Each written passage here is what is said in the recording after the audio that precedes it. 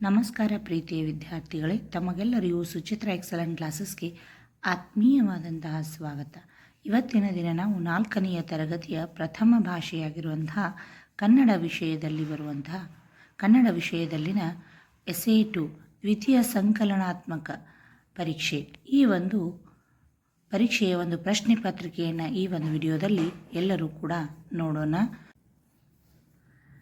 ದ್ವಿತೀಯ ಸಂಕಲನಾತ್ಮಕ ಪರೀಕ್ಷೆ essay 2 March 2026, ವಿಷಯ ಕನ್ನಡ, ವರ್ಗ 4, ಅಂಕ 40.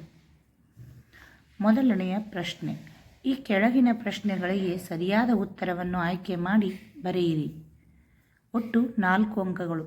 ಪ್ರತಿಯೊಂದಕ್ಕೂ ಕೂಡ 4 ಉತ್ತರಗಳನ್ನು ಕೊಡಲಾಗಿದೆ. ಸರಿಯಾದ ಉತ್ತರವನ್ನು ಆರಿಸಿ ಏನು ಮಾಡಬೇಕಲ್ಲಿ ನೀವು ಬರೆಯಬೇಕಾಗತ್ತೆ. ಒಟ್ಟು 4 ಪ್ರಶ್ನೆಗಳು, 4 ಅಂಕಗಳು. ಮೊದಲನೆಯದಾಗಿ, ಸಂಚಿ ಹೊನ್ನಮ್ಮ ಈ ಕ್ಷೇತ್ರದಲ್ಲಿ ಸಾಧನೆ ಮಾಡಿದರು. ಆಪ್ಷನ್ಸ್: ಸಾಹಿತ್ಯ, ಕ್ರೀಡೆ, ರಾಜಕೀಯ, ಶಿಕ್ಷಣ. ಎರಡನೆಯ ಪ್ರಶ್ನೆ. ಭೇದಿಸು ಈ ಪದದ ಅರ್ಥ ಬರೆ.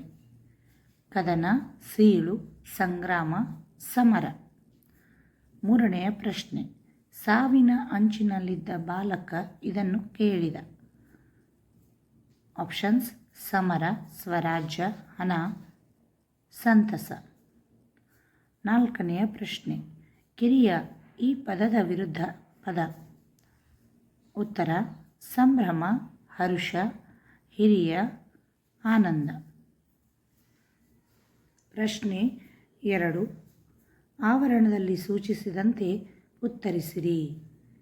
ಒಟ್ಟು 4 ಪ್ರಶ್ನೆಗಳು, 4 ಅಂಕಗಳು. ಮೊದಲನೆಯ ಪ್ರಶ್ನೆ. ಪ್ರಾಣಿಗಳು ಈ ಒಂದು ಪದವನ್ನು ವಚನ ಬದಲಿಸಿ ಬರೆಯಿರಿ. ಎರಡನೆಯ ಪ್ರಶ್ನೆ. ತಂಡ ಇದನ್ನು ಸ್ವಂತ ವಾಕ್ಯ ಮಾಡಿರಿ. ಮೂರನೆಯ ಪ್ರಶ್ನೆ. ಪಥ, ದಾರಿ, ವಿಸ್ಮಯ, ಹಾದಿ. ಗುಂಪಿಗೆ ಸೇರದ ಪದ ಆರಿಸಿ ಬರೆಯಿರಿ. ನಾಲ್ಕನೆಯ ಪ್ರಶ್ನೆ. ಕೊಟ್ಟಿದ್ದು ತನಗೆ ಬಚ್ಚಿಟ್ಟಿದ್ದು ಡ್ಯಾಶ್. ಸಂಬಂಧಿಸಿದ ಪದವನ್ನು ಬರೆಯಿರಿ. ಮೂರನೆಯ ಪ್ರಶ್ನೆ. ಹೊಂದಿಸಿ ಬರೆಯಿರಿ. ಒಟ್ಟು 4 ಅಂಕಗಳು.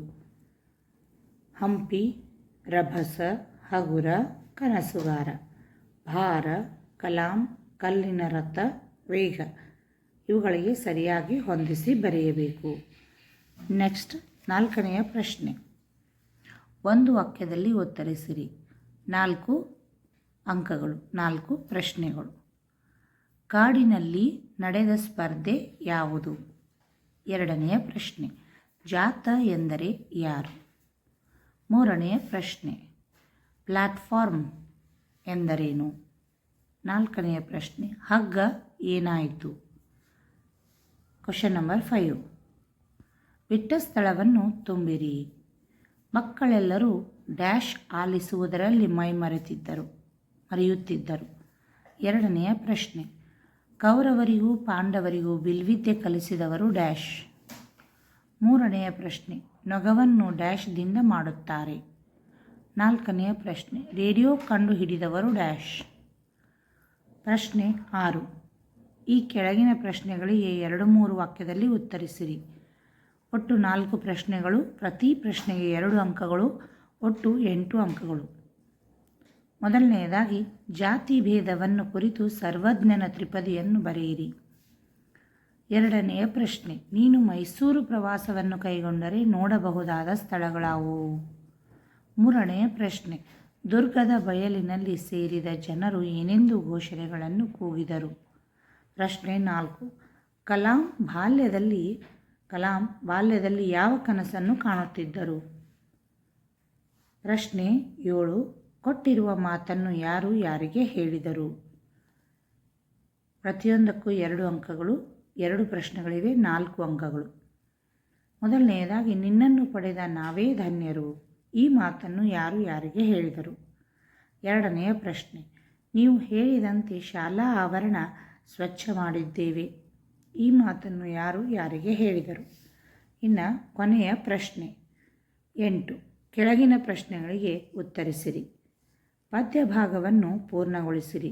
ಎಳೆತದ ರಭಸಕ್ಕೆ ಡ್ಯಾಶ್ ನೋಡಲ್ಲಿ. ಈ ಪದ್ಯವನ್ನು ಪೂರ್ಣಗೊಳಿಸಬೇಕು. ಒಟ್ಟು 4 ಅಂಕಗಳು. ಒಂದು ಪದ್ಯವನ್ನು ಪೂರ್ಣಗೊಳಿಸಿದಾಗ 4 ಅಂಕಗಳು. ಇನ್ನು ಲಾಸ್ಟ್ 2ನೆಯ ಪ್ರಶ್ನೆ, ನೀನು ಯಾವ ವೃತ್ತಿಯನ್ನು ಪಡೆಯಲು ಬಯಸುವೆ? ಆ ವೃತ್ತಿಯ ಬಗ್ಗೆ ವಿವರಿಸು. ನೀನು ಮುಂದೆ ಯಾವ ವೃತ್ತಿಯನ್ನು ಪಡೆಯಲಿಕ್ಕೆ ಇಚ್ಛೆ ಪಡ್ತೀಯಲ್ಲ ಮಗು, ಅದರ ಬಗ್ಗೆ ವಿವರಣೆ ಕೊಡುವಂಥ ಇಲ್ಲಿ ಪ್ರಶ್ನೆಯನ್ನು ಕೊಡಲಾಗಿದೆ. ಅದಕ್ಕೂ ಕೂಡ 4 ಅಂಕಗಳು, ಒಟ್ಟು 8 ಅಂಕಗಳು.